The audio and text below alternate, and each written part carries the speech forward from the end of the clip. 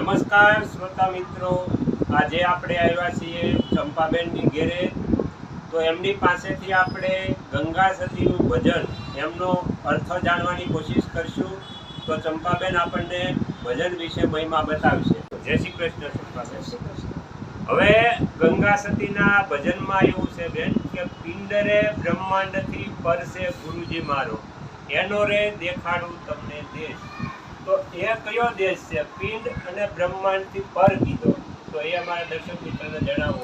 પિંડ કહેતા આપણો દેશ ને બ્રહ્માંડ કહેતા આપણું વિશ્વ ને એનથી પર હરિનો દેશ પરમાત્માનો, એનથી પર ના માયાનો દેશ નથી. તો આપણે એ દેશમાં જવું હોય તો એના માટે આપણે શું ક્રિયા કરવી પડે? એની માટે યોગ સાધના કરવી પડે. યોગ સાધના કરવી પડે. અંતઃકરણની શુદ્ધિ, બરાબર. સેવાની સમરણ. સેવા અને સમરણ. તો સેવા અને સમરણ દ્વારા અંતઃકરણની શુદ્ધિ થાય. પછી આપણે આ પિંડ અને બ્રહ્માંડથી પર ગુરુનો દેશ એમાં જઈ શકીએ. અને બીજો એક વચનનો મહિમા બહુ કીધો છે ગંગા સતીએ. વચને સ્થાપન અને વચને ઉત્થાપન, વચને મંડાય ગુરુજીના પાઠ. અને વસન જાણ્યું એને સર્વને જાણ્યું, પછી એને બીજું કરવું પડે નહીં કાંઈ. તો વચનનો આટલો બધો મહિમા ભજનમાં કીધો છે ગંગા સતીએ. તો વચન એટલે શું? વચન એટલે નામ રૂપ પર. નામ અને રૂપથી પર એ વચન. વચન એટલે એકનિષ્ઠા. કોઈ પણ વ્યક્તિને આપણે કીધું હોય તમને આવીશ, પછી જો આપણે વચન ચૂક્યા એટલે મૃત્યુને આમંત્રણ આપ્યું છે. બોલો ન જઈ શકે બહાર ને આપણે ન જાય તો વાટે ને વાટે સમય જાય.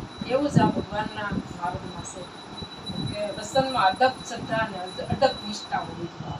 હવે બેન તમે કીધું કે આપણે કોઈ માણસને કીધું કે આટલા વાગે હું અહીંયા આવીશ, બરાબર? પછી આપણે ન ગયા એટલે વચન ભંગ થયું.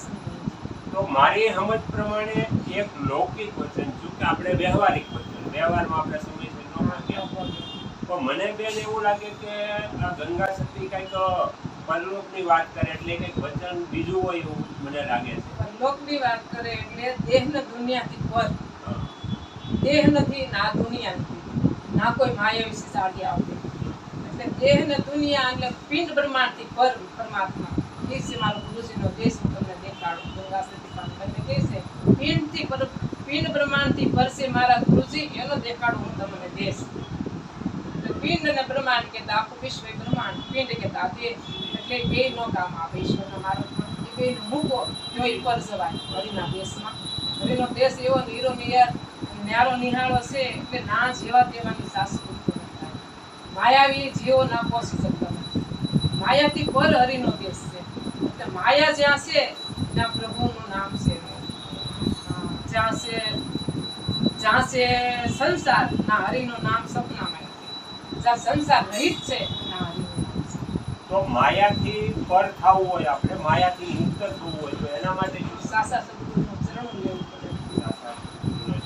ઈશ્વરને પામી ગયેલા હોય એનું શરણું લેવું પડે. અને એ જે મુજબ આપણને માર્ગદર્શન આપે એ માર્ગદર્શન ચાલી અને પ્રભુને સેવા સમરણ કરી એ કરજે ભોવાય ને શુદ્ધ એકદમ અંતર્કરણ બને આપણું. મનિનતા કામ ક્રોધ મદ વિષાદ સર્વ વિકારોથી મુક્ત થઈ જાય ત્યારે એ દેશમાં કરાય. જ્યાં સુધી આપણામાં અનેક જાતની વાસના પડી, અનેક જાતના કામના પડી, જો ગંગા સતી કીધું આશા અને કૃષ્ણ એક એવું માને. જે આશા ઈચ્છા હોય ત્યાં સુધી તો હરિના દેશમાં કેમ જઈ શકાય આપણે? એટલે હરિના દેશમાં મૃત્યુ જીવતા મરવાની આ વાત છે. હવે બેન આમાં એક પ્રશ્ન એ થાય છે, તમે કીધું કે આશા સદગુરુના શરણે જાય તો હવે સદગુરુની પારખ કઈ રીતે કરવી? સદગુરુની પારખ તો એની ભજન યોગથી થાય. અડગ એની નિષ્ઠા, આહાર વિહાર ને ભજનમાં સતત રહે. આપણે ધ્યાન ભજનમાં આવીને જો અમારા ગુરુજી પરિશુદ્ધ કરી હું તમને સમજાવું. આપણે કીર્તનમાં ગુરુજી કેવા હોવા જોઈએ. વંચાને ઠરે ને ના બિહાસે, જેના દર્શનથી દુઃખ જાય, દુર્લભ એવા સંત છે. હંસા ભમરી જેવી જેની ભાવના કરી પોતાના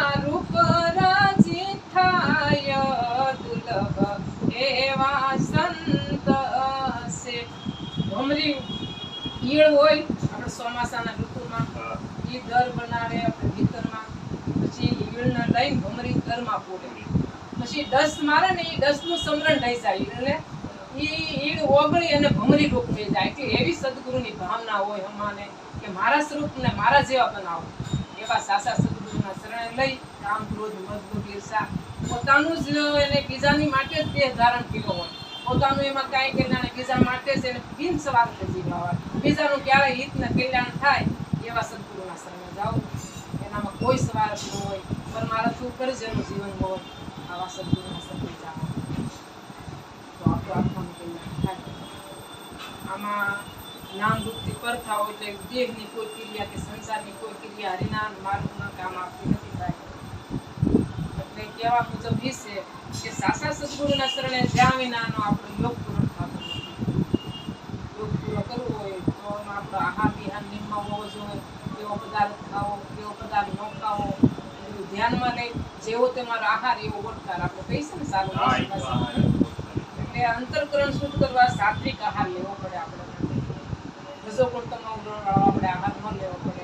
ભગવાનના માર્ગમાં જો ઈશ્વરને ભગવાન આપણી જિજ્ઞાસા હોય તો આવો આહાર આપણે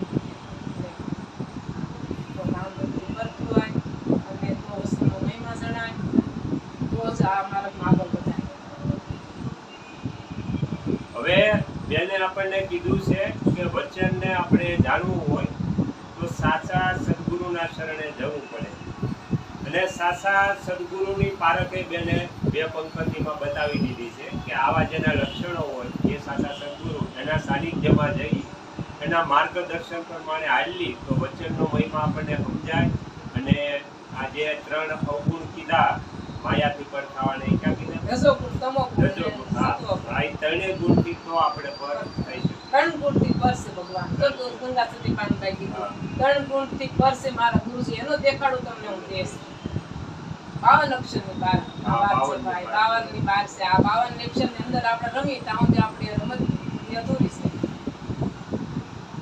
હવે ખૂબ ખૂબ આભાર તમારો ચંપાબેન, તમે આ માર્ગદર્શન આપ્યું. હવે જ્યારે ભગવાનની કૃપા થશે ત્યારે ફરીવાર તમારું માર્ગદર્શન લેવા આવીશું. જય શ્રી કૃષ્ણ.